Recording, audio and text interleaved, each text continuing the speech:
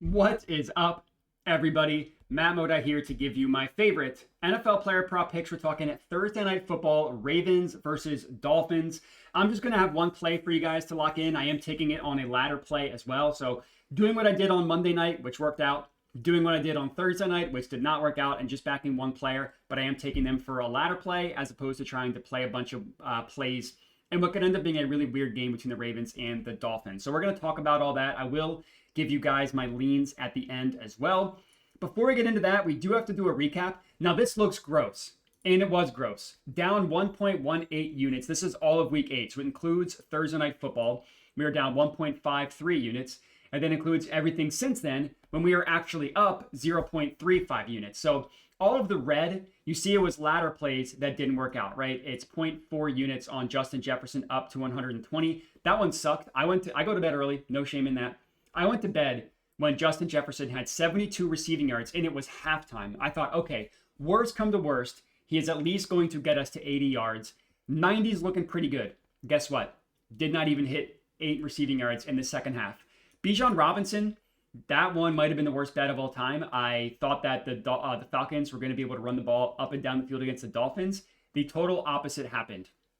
Cortland Sutton hit his main line, didn't hit any ladders. Tucker Kraft, I could have laddered him to the moon. I didn't. And then DK Metcalf, I think he ended on 55 receiving yards. Roman Wilson had a better game than I was expecting. And then Rashee Rice could have laddered him up to 90 yards, but he did come through at least. So just continues what's been a pretty tough, some bad luck, some bad read, some worst bet of all time football season, bringing our losses on the year, still down over 10 units, 10.5 units of loss on the year. Headlined by a very gross week 8. Still down outside of week 8, but that was really when everything just went to total crap. I am confident we're halfway through the year that this is going to end in the green. I don't think we'll get to 44 units of profit that we did last year. Maybe closer to the 16 units of profit that we did 2 years ago when we also started super slow that year as well. I think at one point we were down 20 units this year. So again, confident that we're going to work this thing out. It's just been bad. As for Thursday Night Football, before we get into it, just remember to like the video, comment, subscribe. I appreciate it. Most of the comments have been positive, even though this has been not to the standard that I'm hoping for this season. And then check out the link in the description of the video to Props Madness, the tool you see on the screen here. Helpful NBA tool as well. They have NBA, NFL player props. And I'll walk you through how I use them. Now, the play that I am on, the only play that I'm tracking here is the receptions for Devon Achane. So you can get him over 5.5, best offered right now at plus 130. And then I'm putting a half unit on him to get to 7+ as well. The last time I took Devon Achane was this game right here. I laddered him up to 7 receptions and it came through. He had 7 on 9 targets. Hopefully we can get the exact same outcome. That would be really good.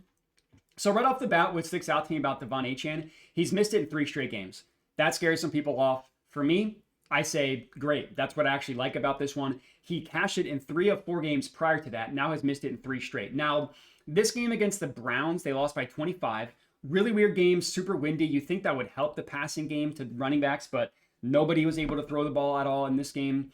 Didn't hit it at all against the Chargers. Interesting game there, comeback from them. I don't really have any excuses of why he didn't hit. He just didn't.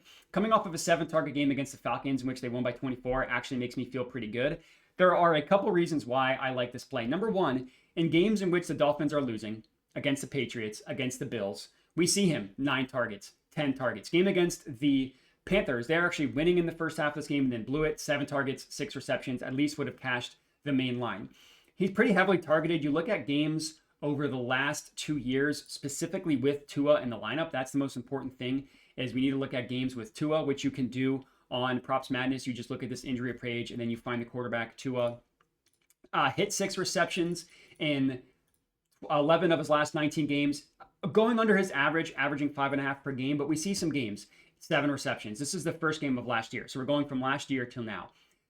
Hit it in the first 4 games that he played with Tua, then missed it 4 games. You kind of see the back and forth with Devon Achane. I think the matchup is fantastic, and that is the second reason why I love this play. The first one is the fate of recent results, missing it in 3 straight. So you're going to say, well, the Ravens have only allowed 5 of 12 running backs to hit their receiving prop. Why is this a good matchup?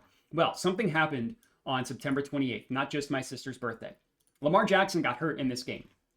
Heading into that, 5 of the first 7 running backs hit their reception prop over. James Cook had 5. His over-under was 1.5.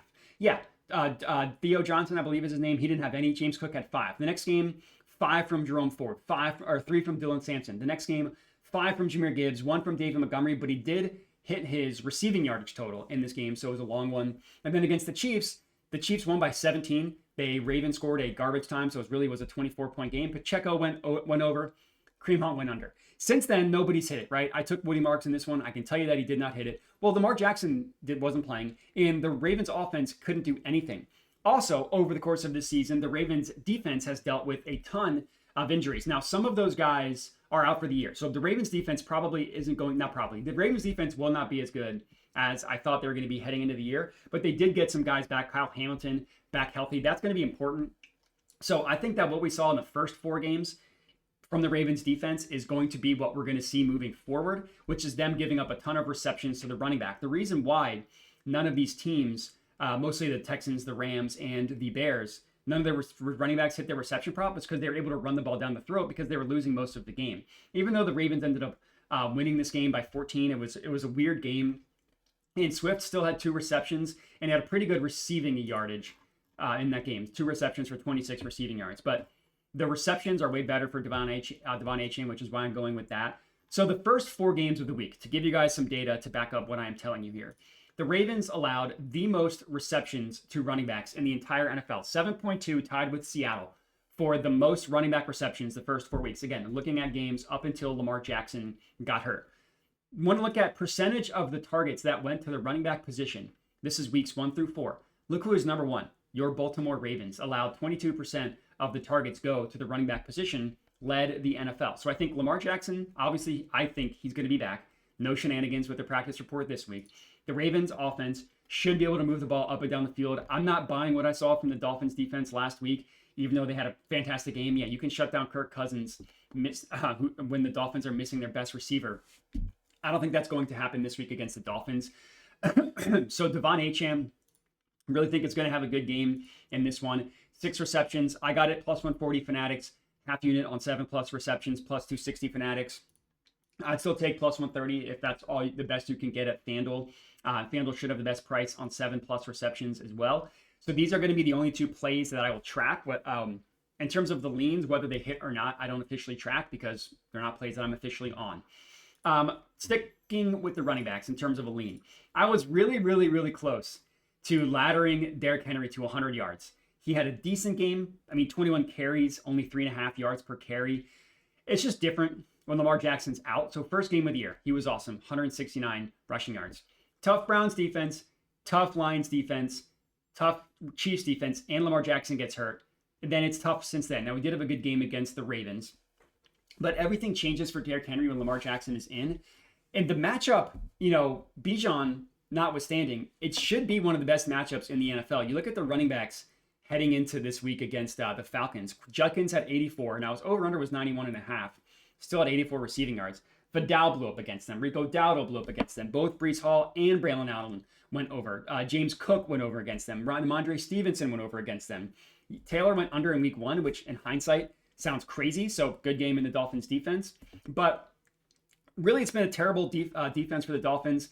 It's just 89.5 rushing yards. It's really, really high. And I actually don't think that the way the Dolphins defense struggles defending the run, I don't think that that leads well for Derrick Henry. You kind of understand what I'm trying to say here. Basically, Derrick Henry is unstoppable when he's able to get a running start, right? When he's able to, when the offensive line is able to get a lot of push and Derrick Henry is able to kind of work up his speed, he's unstoppable. When he's hit close to the line of scrimmage he's a big guy, so it takes him a little bit to get to full speed. He's not a jitterbug back like a Devon Achane, so he needs a little bit of room, right? Well, the Ravens offense hasn't been great at generating push, and the Dolphins defense, as bad as they have been defending the run, they actually have a really good stuff rate, and they have a really good adjusted yards before contact. The issue is they haven't been able to bring guys down once they're contacted, but that's not really Derrick Henry's game. It honestly was more of Bijan Robinson's game, which is even more befuddling how bad he was last week. So the matchup for Derrick Henry was bad enough for me to be scared off, along with the high line. I could see this being a game where he ends with like 80 rushing yards on 15 carries, something like that. I think it's going to be a passing game for the Ravens. I also like Lamar Jackson rushing, but Coming back his first game from a missed hamstring injury is scary. You look at him, 35.5 is a really, really good number for him. You look at every game he's played since the 2024 season, he's gone over 78% of the time. He averages 53 rushing yards per game. So this is 18 yards below his average. So even if he is a little bit limited with the hammy, 50 or 35.5 is really low considering his average. Even if you just look at regular season games, which you can do on Props Madness, take out the playoffs, still 28 of 37 games, averaging 50 rushing yards per game. Even if you look at games in which they've won, let's say between, let's say you're going to win this game between 0 and 14 points. You don't think they're going to blow them out, but you do think they're going to win. Still over in 10 of 13 games, averaging just under 50 receiving yards per game. There's a lot of positives with the Lamar Jackson rushing. It's really just, do you think he's going to run his normal amount with the hamstring injury? That's really all it comes down to. That's why I held off. The other lean that I have, and I didn't want to take two players in the Dolphins, two receiving props, but it was Jalen Waddle and his receiving yardage prop. So you look at games, so Tyreek Hill just got hurt in this game against the Jets, right? You look at the 4 games since then, averaging 78 receiving yards per game, gone over 63.5 in 3 of 4, actually hit 90 in 3 of those 4. All 3 of the games he went over. The one game he went under, I mentioned, this was the game that was super windy, really, really weird game. Nobody was able to pass in this game. So you can kind of forgive him for that when you see 110, 95, 99. So if you're going to play Jalen Waddle, he's worth a ladder up to 90 receiving yards. Maybe that's not terrible to take both him and Achane and assume that one, if not both, could come through. It would not be shocking to see both come through. That's what happened. Achane against the Panthers had 6 receptions. So lean Jalen Waddle. If you're going to play it up to 90. I'm just sticking with Achane. I've gotten burned taking too many plays this year, trying to be more selective in plays that I have a lot of confidence in, which I do with Achane. So we're rocking with 6+ and 7+ receptions. Appreciate everybody for watching. Make sure to like the video, comment, subscribe, all that good stuff. Kind of walked you through how I use Props Madness. Check them out. Link to them in the description of the video. Again, thanks for watching. Make sure to bet responsibly and have a good one.